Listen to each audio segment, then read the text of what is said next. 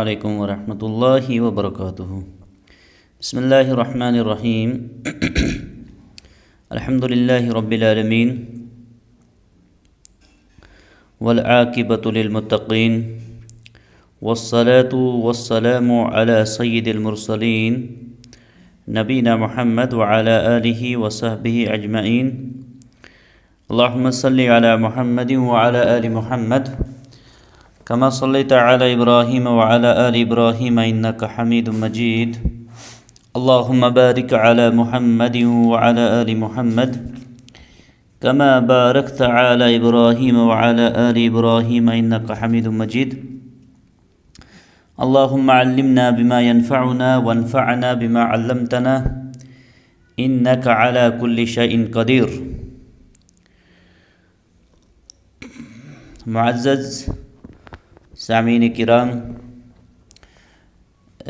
گزشتہ درس کے اندر جس موضوع کے حوالے سے گفتگو ہو رہی تھی وہ تھی اہل علم کا اپنی کتابوں کے اندر، محدثین کا اپنے کتابوں کے اندر جب انہوں نے حسن اور صحیح کو کسی ایک حدیث کے حکم میں جمع کیا ہوگا تو اس کا معنی مراد کیا ہوگا، معنی مراد کیا ہوگا، تو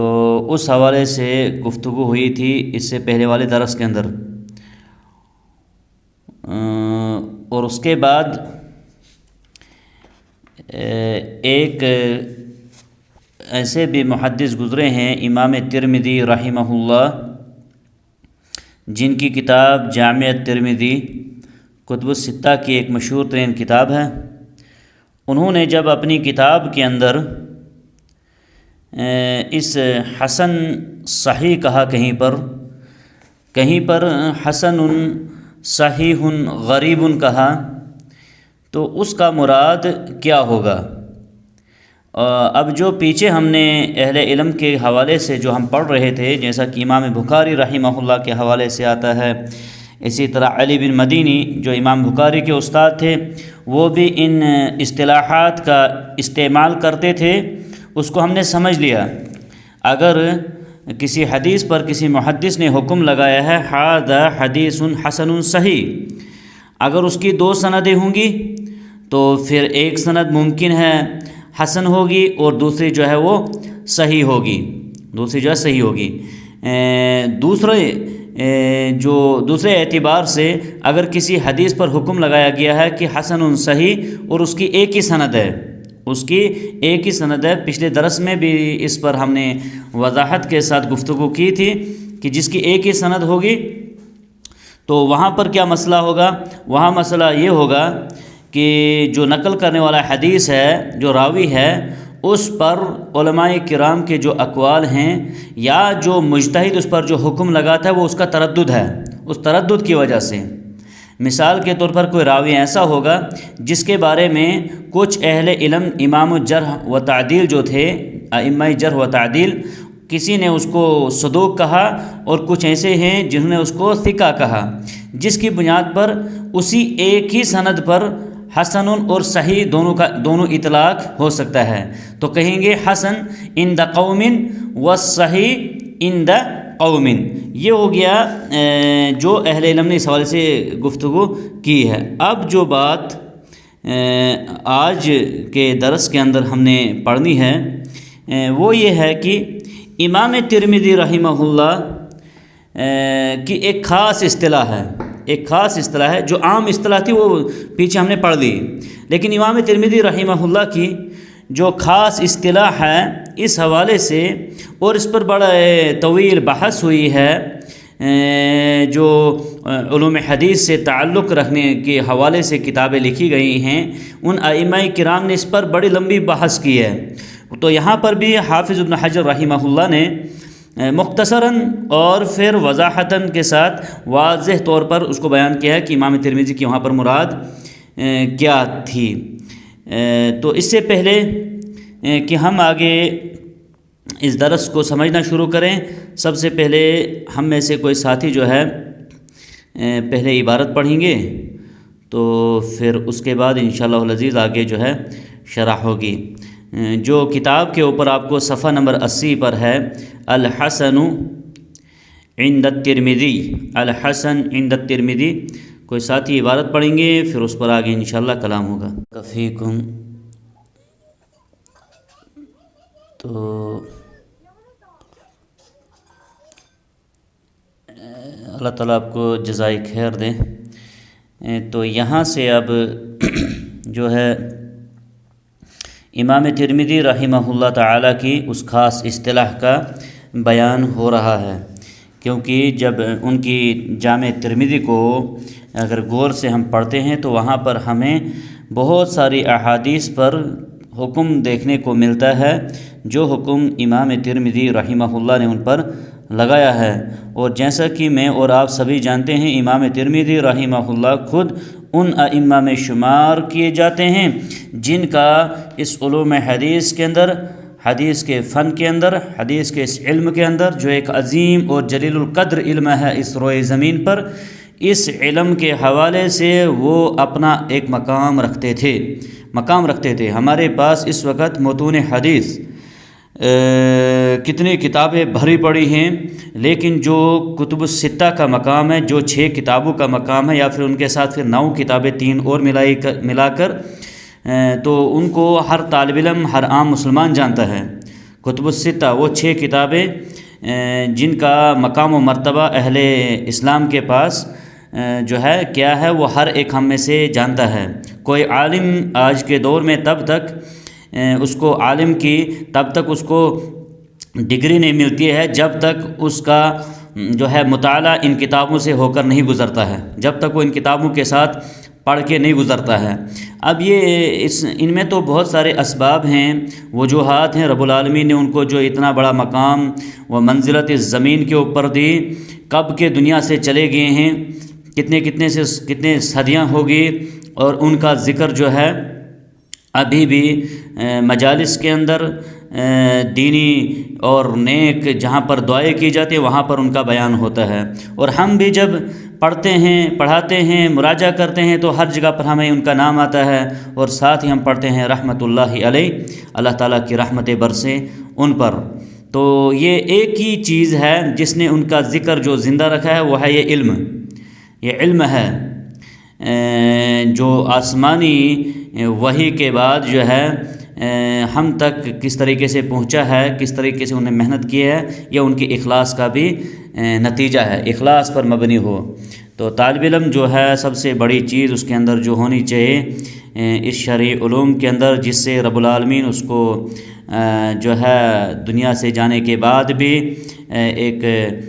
پہچان، ایک لوگوں کی دعائیں اس کو جو ملتی ہیں، اس کا جو بڑا سبب ہے وہ اخلاص ہے، اخلاص پر مبنی ہے۔ اللہ رب العالمین جو ہے ہمیں بھی مخلصین میں سے بنائے، جو خالص اس کے بندے ہوں، دلوں کے اندر ہمیں کوئی ریاکاری کی کوئی بو نہ پیدا ہو، جو ہمارے اس کام کو، اس محنت کو جو ہے رائیگاں کر سکتا ہے۔ تو بہرحال یہاں پر جو عبارت پڑھی گی، وَعَلَى هَذَا فَمَا قِيلَ فِيهِ حَسَنٌ صَحِيحٌ فَوْقَ مَا قِيلَ، نہیں اس کے بعد ہے فَإِنْ قِيلَ قَدْ صَرَّحَ التِّرْمِذِيُّ بِأَنَّ شَرْطَ الْحَسَنِ أَنْ يُرْوَى مِنْ غَيْرِ وَجْهٍ فَكَيْفَ يَقُولُ فِي بَعْضِ الْأَحَادِيثِ حَسَنٌ غَرِيبٌ لَا نَعْرِفُهُ مِنْ هَذَا الْوَجْهِ۔ میں کوشش کروں گا اس نقطے کو سمجھانے کی، یہ ایک اہم یہاں پر نقطہ ہے جو میں بھی سمجھنا چاہوں گا اور آپ بھی سمجھنے کے لیے کوشش کیجیے گا۔ اشکال کیا ہے، پھر اس کے بعد انشاءاللہ العزیز جواب بھی آسانی سے سمجھ آ جائے گا، لیکن پہلے اشکال سمجھنا ہے۔ کہتے ہیں امام ترمذی رحمہ اللہ نے جو حسن کی تعریف کی ہے، اور شاید اس سے پہلے بھی میں آپ کو وہ تعریف کہہ چکا ہوں، امام ترمذی نے جو تعریف کی ہے حسن کی، وہ آپ کو معلوم ہونی چاہیے۔ انہوں نے حسن لغیرہ کی تعریف کی ہے، حسن لغیرہ کی تعریف کی ہے، اور جو امام دارقطنی نے بھی اس حسن کی تعریف کیا ہے، اور اس پر بھی بہت سارا کلام ہوا ہے۔ جو ہمارے پاس اس وقت راجح تعریف ہے جو حسن پر پوری فٹ ہوتی ہے، جس کے اندر حسن کی جو مراد اصل ہمیں ہے وہ ملتی ہے، وہ حافظ ابن حجر رحمہ کی تعریف ہے، اور وہ کون سی ہے؟ جس میں تمام وہ شرطیں پائی جاتی ہیں، صرف خفیف الضبط ہے۔ امام ترمذی نے جب حسن کی تعریف کی ہے، اور یہاں بھی آگے آئے گا انشاءاللہ العزیز، انہوں نے حسن لغیرہ کی جو ہے وہ تعریف کی ہے۔ تو بِأَنَّ شرط الحسن ان یروى من غیر وجہ، امام ترمذی کہتے ہیں کہ جو حسن حدیث کی شروط میں سے ہے کہ وہ اس کی ایک سے زیادہ سندیں ہوں، یروى من غیر وجہ، وہ جو ہے اس کی جو سندیں ہوں گی وہ متعدد ہونی چاہیے، ایک سے زیادہ ہونی چاہیے۔ اور آپ کو معلوم ہے جب حسن لذاتہ کی سندیں ایک سے زیادہ ہوں گی تو وہ حدیث صحیح لغیرہ بن جاتی ہے۔ آپ جانتے ہیں اگر حسن لذاتہ صدوق کی روایت حسن لذاتہ کہلاتی ہے، لیکن اگر اس کی سند دوسری بھی ہمیں مل جاتی ہے تو حدیث اس وقت حسن سے لے اوپر درجے پر چلے جاتی ہے، وہ بن جاتی ہے صحیح لغیرہ، صحیح لغیرہ۔ اور جو حسن لذاتہ تب رہے گی جب اس کی ایک ہی سند ہوگی، جب اس کی ایک ہی سند ہوگی۔ تو امام ترمذی رحمہ اللہ نے جو حسن کی شرط میں سے رکھا ہے کہ اس کی متعدد روایتیں ہونی چاہیے، تو جس کی متعدد روایتیں ہونی چاہیے وہ کون سی حسن ہے؟ وہ حسن لغیرہ ہی ہے۔ ہم نے کہا تھا مثال کے طور پر حدیث مستور، ایسا راوی جس کے بارے میں نہ جرح آئی ہے نہ تعدیل آئی ہے،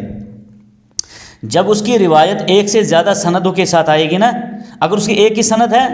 تو حدیث ضعیف ہے، کیونکہ ہمارے پاس ضعیف نہیں بلکہ وہاں پر توقف ہے، رکنا ہے۔ اور توقف کا معنی اس سے پہلے بھی گزر چکا ہے اس کے اندر، جب ہم کسی حدیث کو لینے سے یا اس پر حکم لگانے سے انکار کرتے ہیں، نہ اس کو ہم ضعیف کہتے ہیں نہ صحیح کہتے ہیں، تو اس کا ایک حساب سے اس کا مطلب ہے کہ اس کو ہم نے چھوڑ دیا۔ جب ہم نے اس کو چھوڑ دیا وہ ہو جائے گی کل مردود۔ اس سے پہلے اس میں بڑی وضاحت کے ساتھ اس نزہۃ النظر کے اندر اس مسئلے کی وضاحت ہوئی تھی کہ اگر ایک حدیث کے حوالے سے ہمیں جو ہے اگر حکم نہیں لگتا اس پر نہ صحیح کا نہ ضعیف کا، ہم اس کو توقف کرتے ہیں، چھوڑ دیتے ہیں۔ جب اس کو ہم چھوڑ دیتے ہیں، توقف کرتے ہیں، وہ ہو جاتی ہے کل مردود، ضعیف کی طرح۔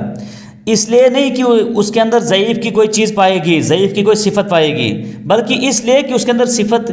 مقبول کی، صحیح کی کوئی صفت نہیں پائے گی۔ تو اب جب یہی روایت ایک سے زیادہ سندوں کے ساتھ آئے گی تب وہ اس کا درجہ جو ہے اوپر ہو جائے گا اور وہ بن جائے گی حسن لغیرہ۔ اور حسن لغیرہ اس حدیث کو کہتے ہیں جس کی روایت کرنے والا جو راوی ہوگا، مثال کے طور پر کوئی مستور ہے، کوئی راوی ہے جس کے بارے میں کلام ہے اس کے حفظ کے حوالے سے، عدالت میں نہیں ہونا چاہیے، اس کے حفظ میں، اس کے، تو اگر اس کی روایت ایک سے زیادہ سندوں کے ساتھ آئی تھی، ایسا ضعیف راوی جس کی جو روایت ہوگی ایک سے زیادہ سندوں کے ساتھ آئے گی، ایک سے زیادہ سندوں کے ساتھ آئے گی، جس کی عدالت محفوظ ہوگی، تو اس راوی کی جو حدیث ہے ضعیف سے درجے سے لے کر اوپر حسن لغیرہ کے درجے کو پہنچ جاتی ہے۔ تو یہی تعریف امام ترمذی نے کی ہے حسن کی اصل میں، بِأَنَّ شرط الحسن ان یروى من غیر وجہ، کہ وہ ایک سے زیادہ سندوں کے ساتھ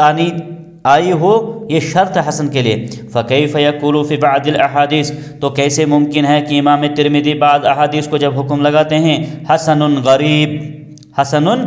غریب لا نعرفه الا من هذا الوجه، یہ حسن حدیث ہے اور غریب ہے۔ اور حدیث غریب کس کو کہتے ہیں؟ آپ جانتے ہیں،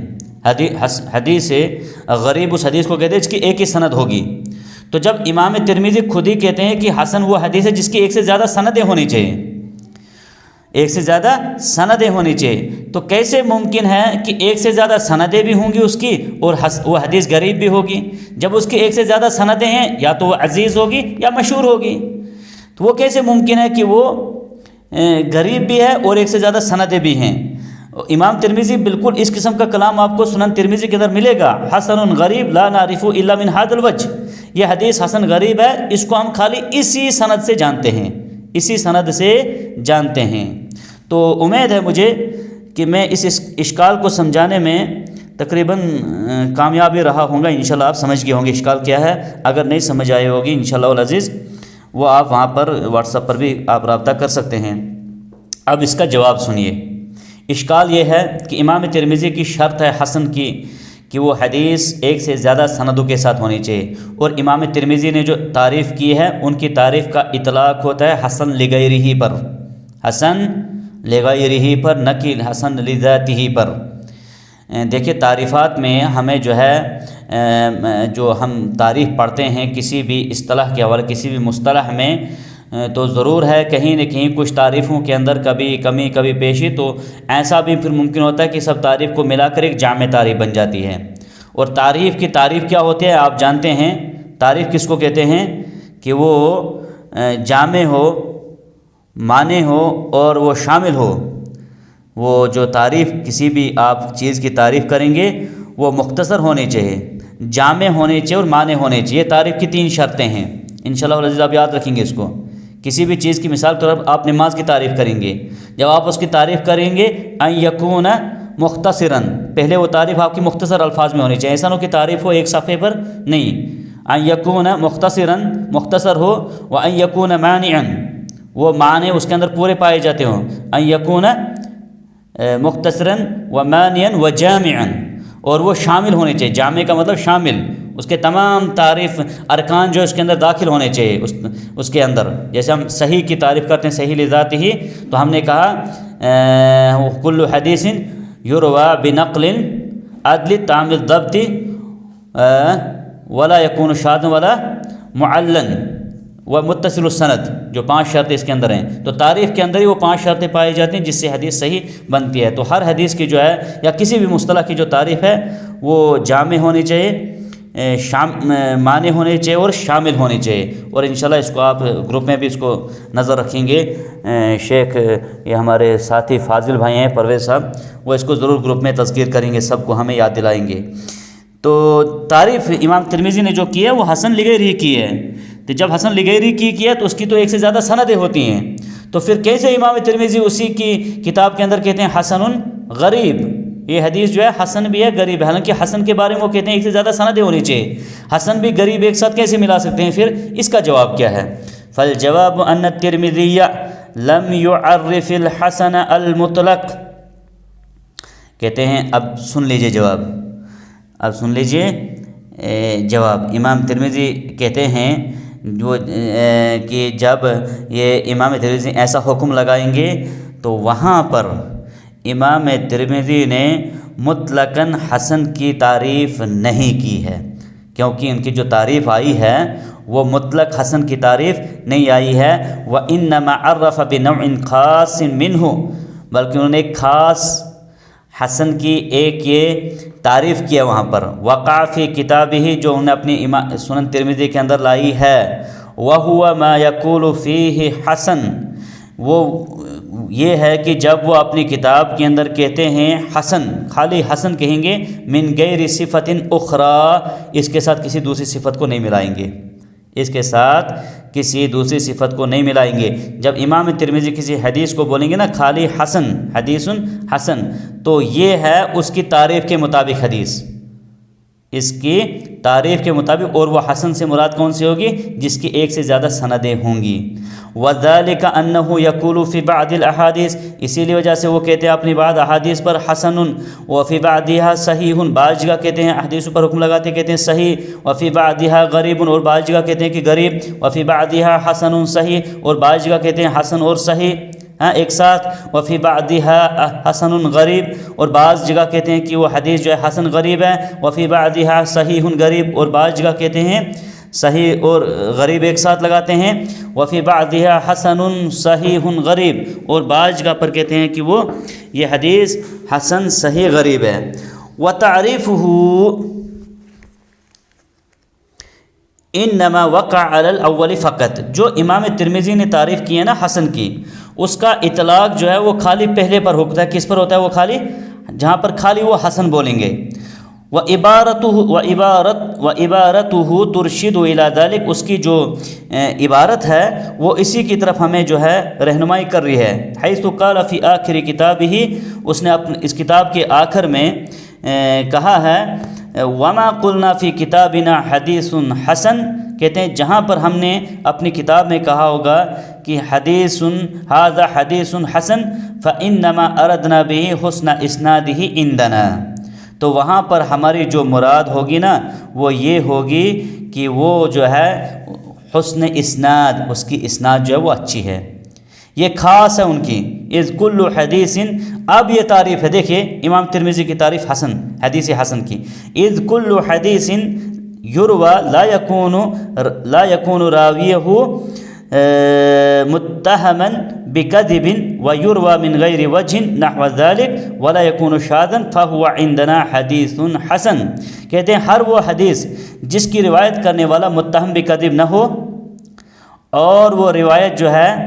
ایک سے زیادہ سندوں سے نقل کی گئی ہو، ویروى من غیر وجہ، ایک سے زیادہ متعدد سندوں سے روایت ہو، ولا یکون شاذا فهو عندنا حسن، پس وہ ہمارے نزدیک کیا ہے؟ حسن ہے۔ یہ حسن کی تعریف ہے کس کے نزدیک؟ امام ترمذی کے نزدیک۔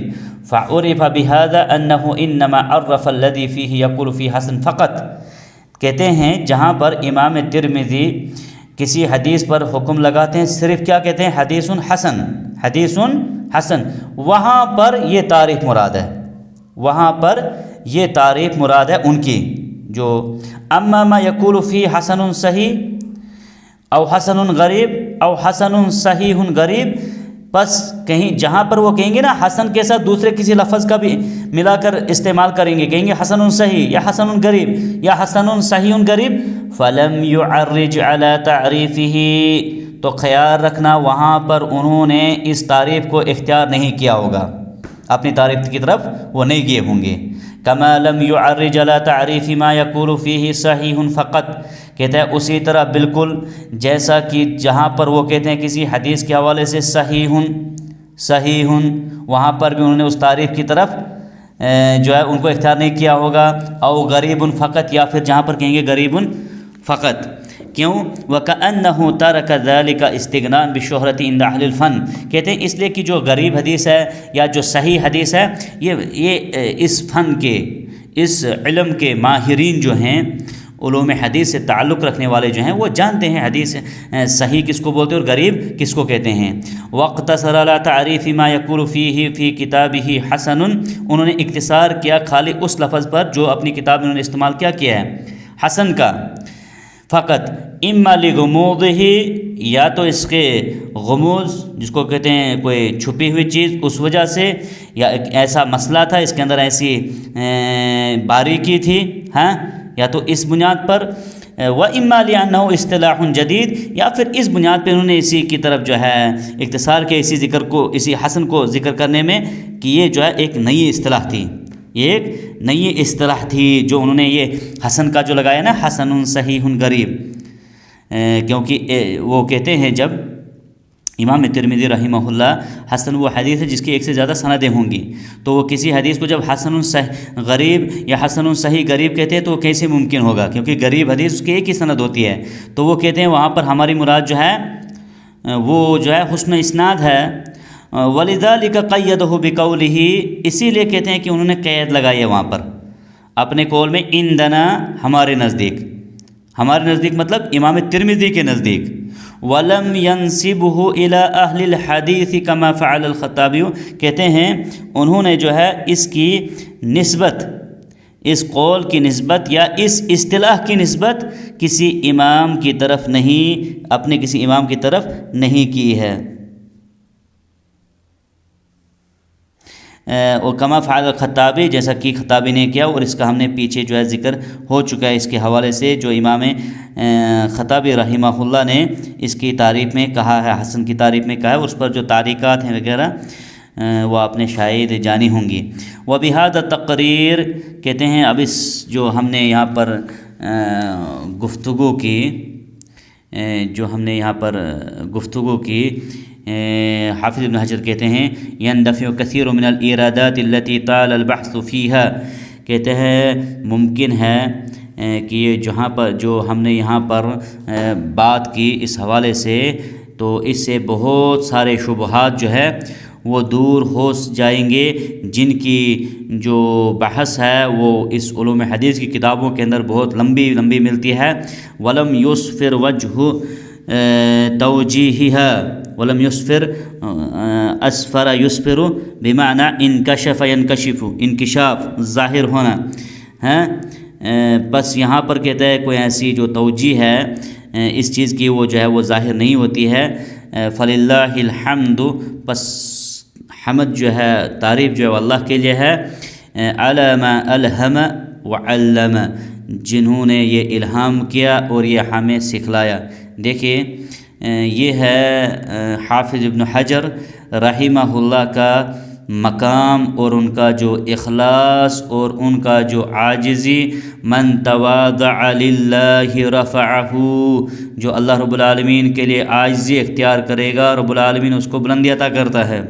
اس قسم کا باریک بینی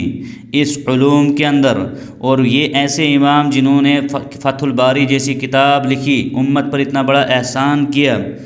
یہ کہتے ہیں کہ یہ سب منت کس کی طرف سے ہے، یہ توفیق کس کی طرف سے ہے. یہ ہمارے سینوں کو، ہمارے فہم کو، ہمارے دل و دماغ کو اگر اس کی جو مہارت دی ہے، یہ سب اللہ رب العالمین کی دین ہے. میں ہوں یا کچھ ایسا قسم کا کہ سمجھ جاتی ہے یا اس قسم کا ان کے اندر نہیں، اور نہ ہی ایک طالب علم کے اندر ایسی چیز ہونی چاہیے. اتنا بڑا مقام، اور حافظ، نام ہی ان کا کیا تھا، حافظ ہے، لیکن اس کے باوجود عاجزی کیا ہے کہ یہ سب رب کی منت ہے، رب کا کرم ہے جس نے یہ سکھایا ہے. اس کا اظہار کرتے ہوئے اور اپنے اس موضوع کو یہاں پر ہی ختم کرتے ہیں، جو حسن صحیح کے حوالے سے. اور مجھے بھی امید ہے انشاءاللہ العزیز حتی الممکن میں اپنی کوشش کرتا ہوں، ممکن ہے کوتاہیاں رہ جاتی ہیں، تو ان کو جب دوسری مرتبہ کبھی ہم اس کا مراجعہ کریں گے انشاءاللہ اس کا بھی ازالہ ہوتا جائے گا. تو اگلا جو موضوع ہے وہ ہے زیادۃ الثقہ. ابھی تھوڑا میں مشغول بھی ہوں، وقت کم ہی ملتا ہے. میں معذرت خواہ آپ ساتھیوں سے، کیونکہ کچھ مصروفیات ہیں فی الحال. جب تک یہ تدریس کا مسئلہ شروع ہوگا تب تک کچھ مصروفیات ابھی ہیں اپنی کچھ خصوصی. میری دعا کرے اللہ تعالیٰ آسان کرے ہمیں بھی اور آپ کو بھی. تو یہیں پر میں اپنا درس جو ہے آج کا ختم کرتا ہوں. وصلی اللہ علی نبینا وعلی آلہ وصحبہ اجمعین. والسلام علیکم ورحمۃ اللہ وبرکاتہ.